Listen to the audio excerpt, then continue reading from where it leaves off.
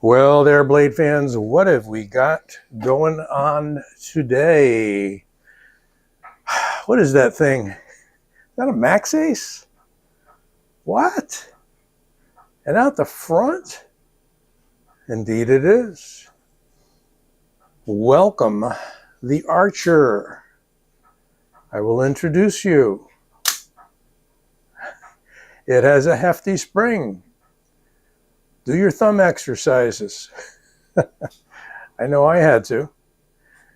K110, the Archer. Big old clip, but works quite well. From titanium, aluminum handle, and either aluminum or titanium actuator. Not sure. Maybe you know.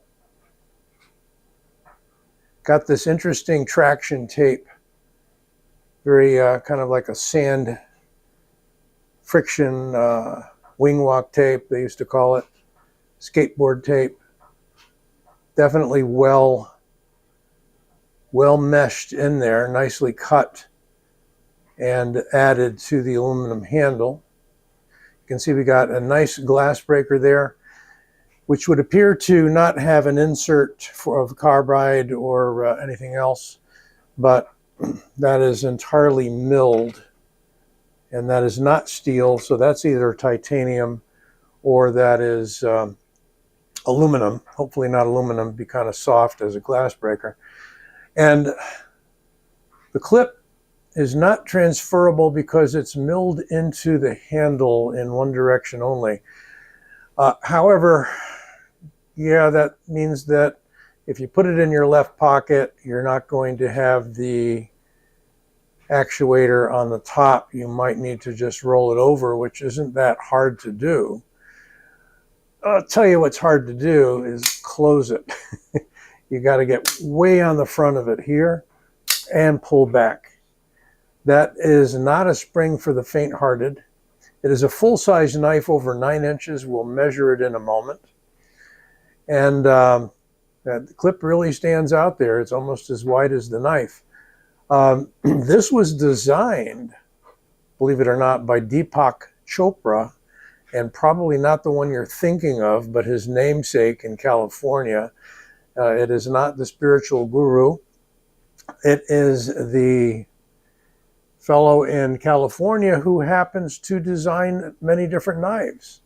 And he made this with a double lock in the front.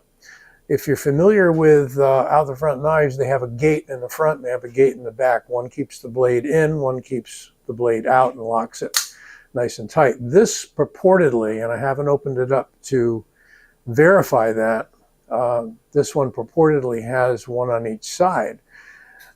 So we have a little less blade play than usual, even on some of the Microtech knives. It's pretty solid, and somewhere somebody does kind of a, I don't know if it's Beard of Doom or not, but somebody at least alluded to the fact that they were doing a destruction video on this knife for 88 bucks. Yes, you heard me right, 88 bucks on the Maxace website. You can pick one of these up, although they sell out quickly and they do new runs and new batches of these. So there is a higher end one too. It's not named the Archer, it's another name. It's a couple hundred, it's over a couple hundred. However, this one, you know, it's in some regards feels like some of those cast handle aluminum cheapo knockoff out the front knives, but it's a few grades above that, I think. But they were still able to keep the cost way down. And as I say, it fires like a demon. It's got this wasp-waisted sort of extremely sharp double-edged blade. Call it a recurve, double recurve. But we're going to measure it up. Let's bring the tape out. We have an overall length of 9 1/8, so I'm going to call that 9.15. And if we measure out to the end of the glass breaker, 9 1/2. Got a blade just shy of 4 inches, call that like 395, and a cutting edge of 375, maybe a little more than that. Got kind of a choil in here, not one you want to stick your finger into, but it's a sharpening choil. We're in inches, so let's do the thickness of the handle, 0.54, thickness of the blade right up here. Should be like a 0.11 if I grab it right. Yep, 0.11. And that's going to work out to 2.8 millimeter. In terms of weight, close that bad boy up. Takes all the strength I got. 4.8 ounces. So, under 5 ounces, not an ounce per inch,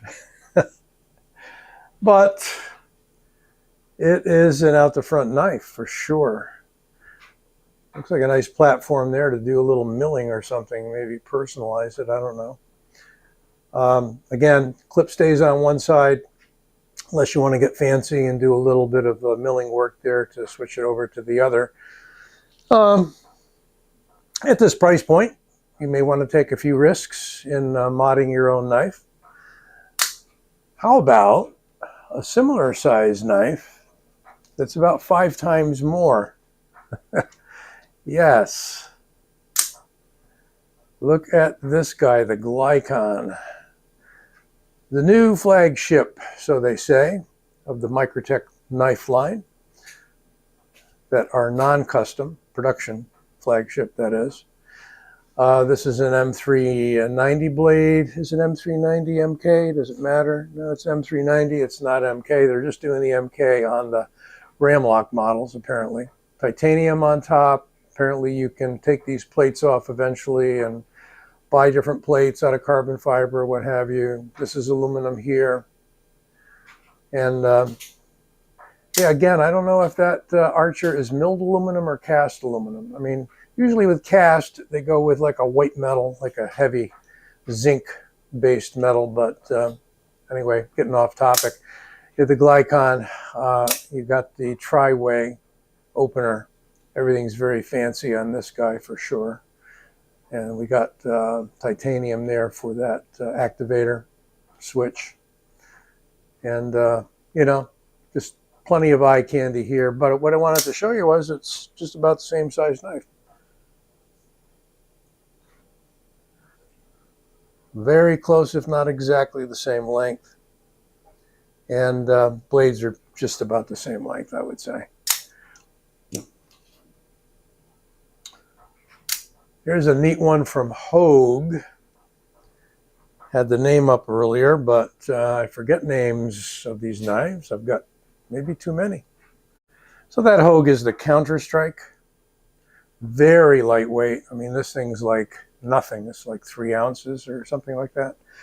We've got aluminum on one side, nicely contoured with that kind of waved lines. Got the same thing on the other side in kind of a Damascus. Very nice. I did take this one apart and tune it. You can, if the springs are too tight, and I don't recommend doing this if you don't have some background in it, you can mildly stretch the coil springs that are in here. And you can remove some of that extreme tension. This one's going to be smaller for sure than the Archer, by a good 1.5 inches maybe, with a blade about 3/4 of an inch or so shorter. And what else have we got? Well, we've got the Griptilian, not an out the front knife, but always good for comparison, since a lot of people know the Griptilian or the Ritter Hogue, I think is close to that. 1.5 inches or so longer overall, and about 1/2 inch in that vicinity longer in the blade. And of course the Rat 1, which usually is the big dog on the block or thereabouts, got about 3/4 of an inch longer overall on the Maxace. Well, let me know what you think. And I suppose I should do a paper cut. So here we go. Definitely a piercer. Definitely a piercer. And is it a cutter with that very short grind? Well, not bad. Getting into a little bit of tearing there. There we go. If you get the technique, you've got the cut. Well, one side seems to be a little sharper than the other. Go figure. But as I usually say, factory edges, you put them on a strop, and it's amazing how they come up.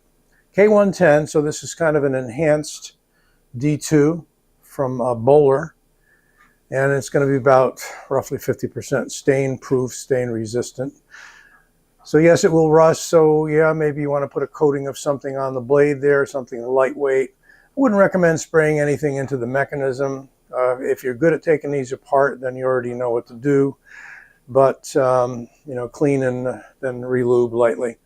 But you don't want to just go spraying oil down in there, because you could cause it to misfire. And so far, no misfires at all with this guy. It is, you just got that amazingly strong spring. Well, let me know what you think. Don't forget to give this video a like and subscribe. I'll be back soon with this old sword, bidding you farewell.